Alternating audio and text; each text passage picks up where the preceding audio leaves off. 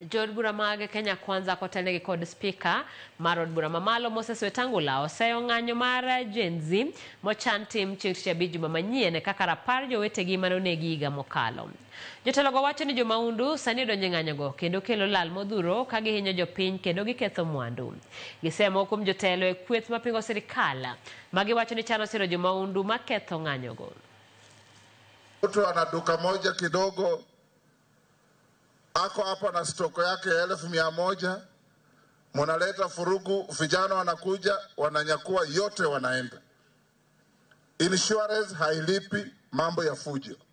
So you have crippled somebody who has struggled so much to be somebody. Wale wa siasa mfululizo na ukabila na chuki na uchochezi mfululizo, tuambie shetani ashindwe. Shetani ashindwe. Sisi tuendelee na kazi bila breaks. Not a single individual is going to lose life because of you. Not a single individual is going to lose business because of you. Ile njama mmepanga next week, sisi hapa Borabu tunawaambia shetani afanya nini? Tumesema kwamba maandamano isiwe maandamano ya kuharibu mali ya watu. Tunataka maandamano iwe ni ya amani, ya kujieleza kwamba kitu kibaya kiwe kitu kizuri. Isije ikawa kisingizio ya kuharibu mali ya Wakenya.